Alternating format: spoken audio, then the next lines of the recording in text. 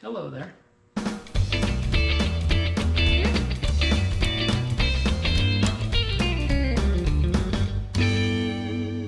Hi, welcome to Bingham Built Bikes again. I'm here to show off Tandem, this rig.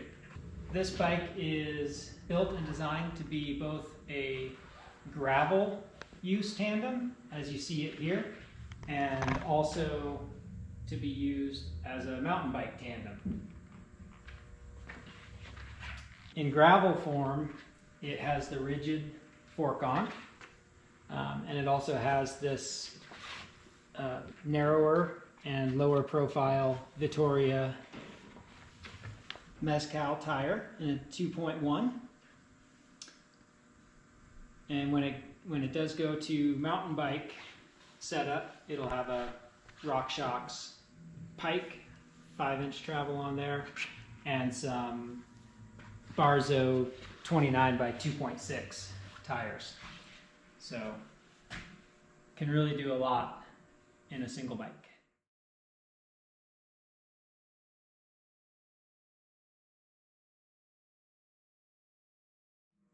So the drivetrain on the tandems that I build tend to be just as custom and unique as the tandem frame itself. So on this bike, you'll see the timing chain is on the drive side as well. So that's what you see here, and we're utilizing in the stoker crankset. We're utilizing my custom tandem spider that allows for the mounting of that timing chainring on the drive side. And then up front, to get the ring position where we need it, we're using a wolf tooth camo spider. I believe it's a +4mm offset to get the chain line right on. And it's a cool way to go because you can customize the spindle length in the race face cranks and cheat Q factor by, I think it's about 7mm wider on this setup to achieve that nice chain line. So you're not sacrificing very much at all, and you're able to run a very light crankset, both in the Captain and in the Stoker. And then when this bike is swapped over for use as a mountain bike and you really need some tiny gears, we're simply using a race face spider and mounting the timing chainring outboard. And again, it all works really slick. And then you can have low mountain bike gearing with very little trouble changing over the whole setup. Here's what that custom tandem spider looks like off the bike. So it has a cinch interface, and it has two different mounting positions. One for the drive chain rings that has the proper machining on the tab for use with the Praxis 32 tooth chainring, and that's a 110 5-bolt design. And then the timing chainring is also a 110 5-bolt, and you can see how it's mounted right there. So really neat setup, and it does truly change the feel of a tandem.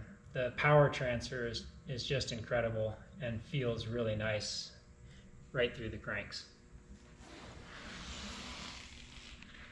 So this bike currently is set up with a 1142 11-speed Shimano cassette in the back, with the ring combination up front being a 3246, which, yes, we are pushing the limits of what you can do with that XT front derailleur, but it works great.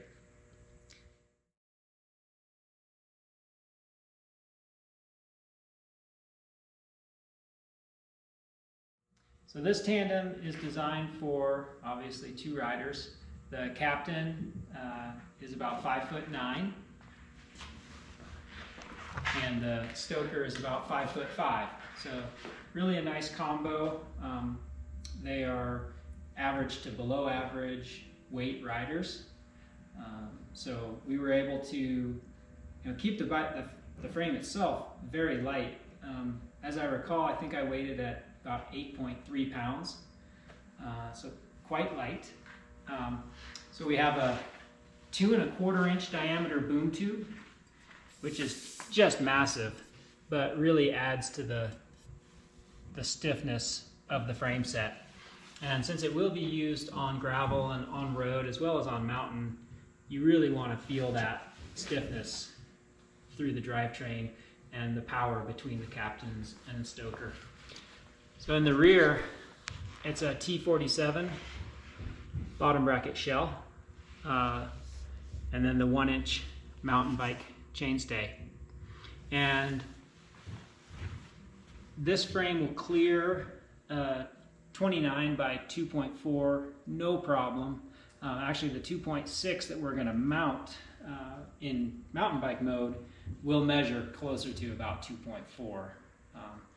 But you could push it up to maybe some 2.5s to work on there as well. But the other option you have on this bike is to run 27.5 by 2.8 as well. It's nice to have that option down the road. The lateral tube is a 1 3/4 inch diameter, single tube running from the head tube all the way back to the stoker seat tube. And the stoker's top tube is a 1.5 inch diameter, and then also you can see it running full length to the top tube in front of the captain's seat tube there, and the seat tube is piercing those two tubes. And if you look closely, you'll notice that the seat tube is 1 3/8 here, and then transitions to 1.5 inches where it pierces the lateral tube here, and it's 1.5 inches here. So really stiff, really nice connection. Again, you can feel it in the ride quality of the bike. And then a 2 inch diameter down tube. Again, just keeping everything really stiff, but still these are quite thin tubes, so the frame is able to remain light. And you'll see all of the weld-ons on the frame as well. So we have, I believe it's 7 water bottle placements on this setup, as well as a bento box mount here, which could also be utilized as a water bottle mount if you chose to.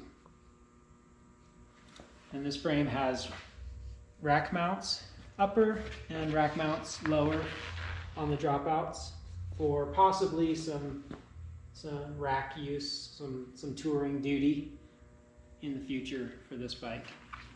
So we chose a Shimano Di2 drivetrain for this bike, which is great for tandems because you don't have any extra long cables to have a bit of extra long stretch in them. The derailleurs stay put and don't need any adjusting. So with the XT setup for a 2x, we've got the shifters on the right, shifters on the left, and we also have the Bluetooth enabled display unit here. So the captain will have clear view of battery life and gearing, and you're also able to change from manual to synchro shift 1 or synchro shift 2 mode with that component. We went with the Hope V4 hydraulic disc brakes for this build. 203 millimeter rotor up front, so quite massive, but is very much needed on a tandem that's going to be seeing some high speeds and some big descents here in Colorado. We swapped out the brake lines for the braided stainless steel from Hope. And you'll see that the brake line is routed by zip tie all the way back to the 180 millimeter setup in the rear. And that's the Hope, the V4 caliper front and rear, 4 pistons, really powerful brake, and great for this application. So I'm really excited to get this Tandem to its new owners tomorrow and get them out on the roads and seeing what they're capable of doing on a gravel tandem. They're both super athletic, and it's going to be interesting to see what kind of adventures they go for on the new bike. So I hope you all enjoyed checking it out, and thanks for watching.